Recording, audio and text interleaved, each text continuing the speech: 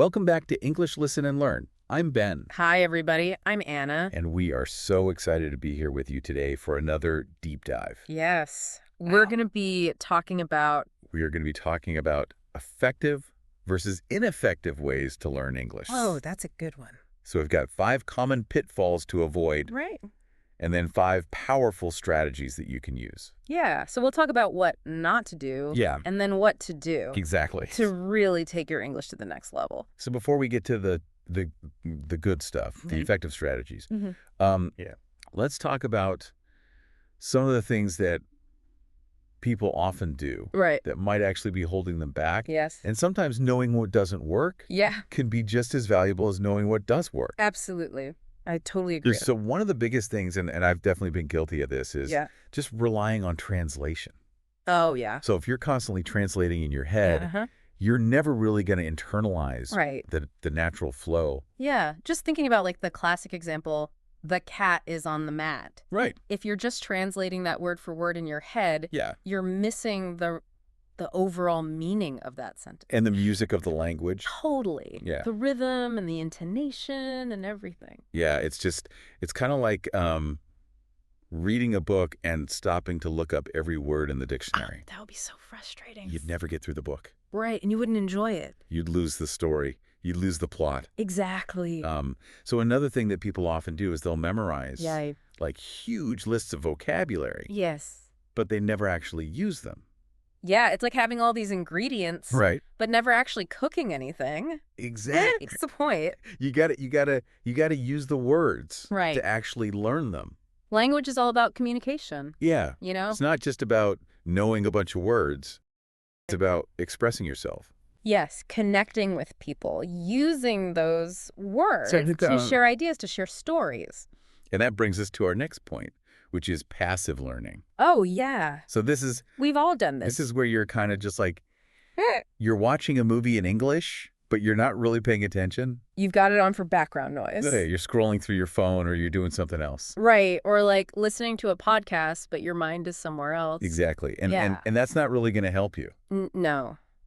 You're not actively engaging with the language. You got to be engaged. You got to be paying attention. You got to be like, okay, what are they saying? Right. Try to understand the phrases, pick out new words. Maybe rewind it. Yeah, repeat after them. Try to use them in your own sentences. Exactly. Yeah. Make it an active process. Absolutely. It's not just passive. Okay. So another one, and this one I think a lot of people, especially maybe people who are a little bit more maybe academically minded, they might fall into this trap of over-focusing on grammar. Right. So you can spend hours and hours and hours memorizing verb conjugations. Yeah, all the rules, all the tenses. But if you can't actually use it in a conversation, it's not really going to help you. It's like you're building this like beautiful house. Yeah. But you're so focused on like the foundation and the structure that you never actually like decorate it or like move it. She's living in the scaffolding. Exactly. Grammar is important. Yes. But it shouldn't be the only thing that you focus on. Exactly. It's a tool. You want to learn it organically through speaking,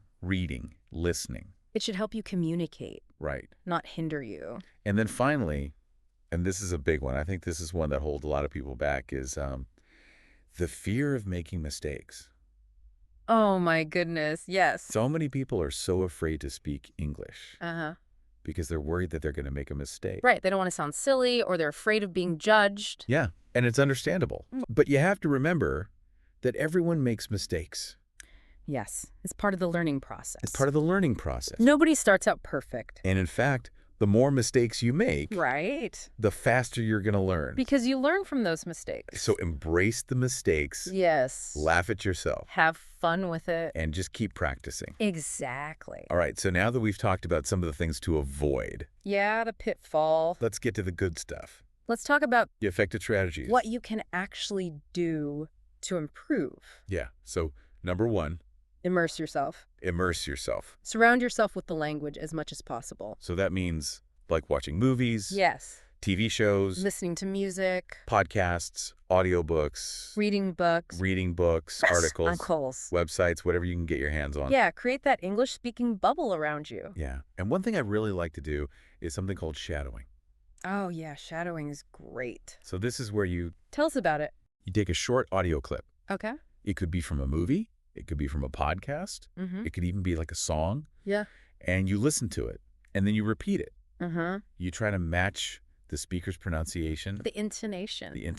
The rhythm. Or pace. Everything. Yeah, like you're stepping into their shoes. Exactly. You're trying to embody the way that they're speaking. It's so helpful for like pronunciation. It's so good for your pronunciation. Just getting like the natural flow of the language. So another one. Yes. And this is a big one. This is essential. You got to practice speaking. Yes. Regularly. You can't just listen and read. You can't just be a passive learner. You got to actually use your mouth. You got to get those mouth muscles working. And there's so many ways to do that. Yeah. You can use language exchange apps. Yes, like Tandem or HelloTalk. There are English conversation groups, online and offline. Meetup groups. You could even just talk to yourself in the mirror. That's a good one. I do that all the time. It feels a little silly at first. It does. But it really helps. It does. Just getting those words out of your mouth. All right, so another tip. Yes. When it comes to vocabulary, learn in context. Ooh, yes. This is important. So don't just memorize isolated words. Right. Try to understand how those words are used in real sentences. Some real situations. In real situations. Because a word can have multiple meanings depending on the context. Exactly. But think about the word cool. Yeah. It can describe temperature like it's a cool day. Yeah. It can describe somebody's personality like they're a cool person. Right. Or it can describe something that you find interesting. Right. So many different meanings. So make sure that when you're learning new words, yes, you're not just learning the word, right, but you're learning how to use it. Look at example sentences. Read articles. Listen to conversations. See how it's used naturally. And then try to use it yourself. Exactly. Okay, so our next tip is to read and write daily. Yes. And again, this goes back to that idea of immersion. But this is more about actively engaging. Actively engaging with the written language. With the written language. Not just like passively listening. Right. Choose materials that you enjoy. So find books that you like. Magazines, websites. Blogs, news articles. What is it you're actually interested in? Right, because if you're bored, you're not going to stick with it. You're not going to learn. Reading exposes you to new vocabulary. New grammar structures. Different writing style. Different ways of expressing ideas. And writing helps you to actually like solidify what you've learned. It forces you to put those words and grammar rules into practice. So keep a journal. Write emails. Write stories. Write comments on social media. Whatever you like to do. Yeah, just get those fingers typing. And then finally, yes, think about incorporating structured learning. Okay. Into your routine. So this could be like online courses. Yeah, like on Coursera or Udemy. You could use language learning apps. Like Duolingo or Babbel. Or you could even hire a tutor. Yeah, that can be really helpful for personalized feedback. Having a tutor can be really beneficial because they can kind of tailor the lessons. To your specific needs and goals. They can help you work on your weaknesses. And help you stay motivated. Absolutely. So as you can see, there are a lot of different things that you can do to learn English effectively. It's not a one-size-fits-all approach. Everyone is different. You got to find what works for you. You got to experiment. Try different things. And find what you enjoy. Because learning should be fun. It should be fun. It shouldn't feel like a chore. So effective language learning is really about experiencing the language, embracing its nuances, and making it your own. It's about connecting with people. Sharing ideas. And expressing yourself. So we'd love to hear from you. Yes. What strategies resonate most with you? What are you going to try? What small change can you make today to incorporate one of these effective strategies into your learning routine? Let us know in the comments. Let's learn some new vocabularies together.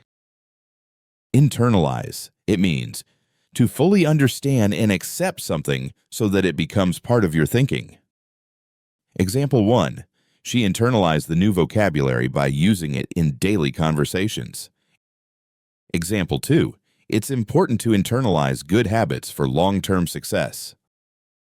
Lose the plot. It means to become confused or act in a way that doesn't make sense. Example 1. He lost the plot when he started yelling over a small mistake. Example 2. I was following the movie, but then I lost the plot when things got too complicated. Academically minded. It means focused on studying and learning. Example 1, she's very academically minded and spends most of her time reading. Example 2, academically minded students often enjoy research and problem solving.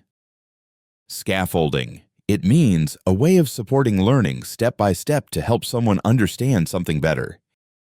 Example 1, the teacher used scaffolding by giving hints before revealing the answer.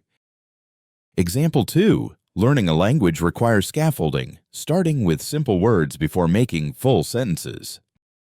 Chore. It means a small task or duty, usually something boring but necessary. Example 1, washing the dishes is my least favorite chore. Example 2, he helps his parents by doing chores like vacuuming and taking out the trash.